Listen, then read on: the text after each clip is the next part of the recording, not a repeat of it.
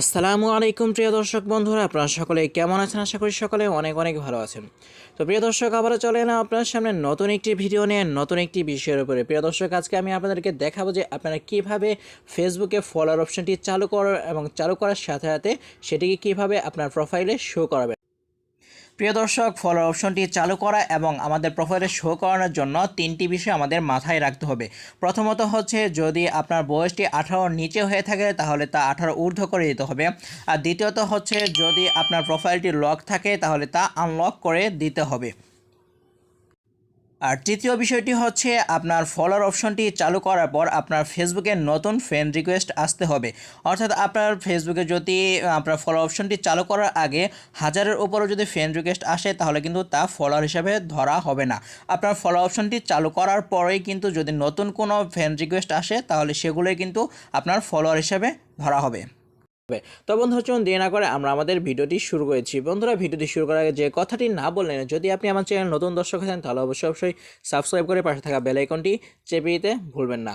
তো প্রিয় দর্শক, আমার প্রথমত চলে যাব আমাদের ফেসবুক মেইন অ্যাপসে। এখানে আসার পর এখান থেকে আপনি চলে যাবেন আপনার থ্রি লাইন মেনুতে ক্লিক করে দেওয়ার পর এখান থেকে আপনি সেটিংসে ক্লিক করে দেবেন। সেটিংসে ক্লিক করে দেওয়ার পর এখান থেকে আপনি স্ক্রলিং করে নিচের দিকে চলে আসবেন।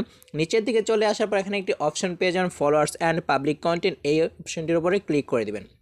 তো প্রিয় দর্শক, এই অপশনটার উপরে ক্লিক করার পর আপনার সামনে এমন একটি পেজ দিয়ে দেবে। এই পেজ থেকে যতগুলো অপশন রয়েছে সবগুলোকে আপনি পাবলিক এবং এভরিওয়ান করে দেবেন। তো প্রিয় দর্শক, আমিও পাবলিক এবং এভরিওয়ান করে দিচ্ছি।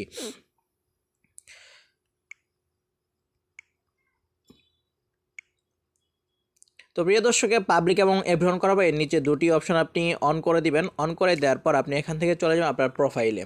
তো প্রিয় দর্শক, এখান থেকে প্রোফাইলে আসার পর আপনি দেখতেই পাচ্ছেন যে আমি কিন্তু আমার ফলোয়ার অপশনটি কিন্তু চালু করেছি, কিন্তু এখানে আমার প্রোফাইলটি শো। তো প্রিয় দর্শক, যদি আপনার প্রোফাইলে শো না করে তাহলে দুটি কারণ থাকতে পারে। প্রথমত কারণ হচ্ছে যে প্রোফাইলে শো করার যে অপশনটি রয়েছে তা বন্ধ করে। তো প্রিয় দর্শক, দ্বিতীয় যে কারণটি আছে তা হচ্ছে যে আপনার নিউ কোনো ফ্রেন্ড রিকোয়েস্ট আসেনি। আপনার যখন নতুন ফ্রেন্ড রিকোয়েস্ট আসবে তখনই কিন্তু আপনার এখানে আপনার ফলোয়ারটি শো করবে। তো বন্ধু, চলুন আমরা এখন দেখে আসবো যে আমরা আমাদের ফলোয়ার অপশনটি প্রোফাইলে শো করাবো কীভাবে। এখান থেকে আপনি চলে যাবেন এডিট পাবলিক ডিটেলসে আসার পর এখান থেকে আপনি স্ক্রলিং করে নিচের দিকে চলে আসবেন। নিচের দিকে চলে আসার পর এখানে একটি অপশন দেখতে পাবেন ডিটেলস নামে। এখান থেকে আপনি এডিট অপশনে ক্লিক করে দেবেন। এডিট অপশনে ক্লিক করে দেওয়ার পর এখান থেকে আপনি স্ক্রলিং করে নিচের দিকে চলে আসবেন। আসার পর এখানে একটা অপশন দেখতে পাচ্ছেন যে আপনার ফলোড বাই 5 পিপল, অর্থাৎ আপনার এখানে 5 অর্থাৎ আপনার কোনো সংখ্যা যোগ নাও থাকতে পারে।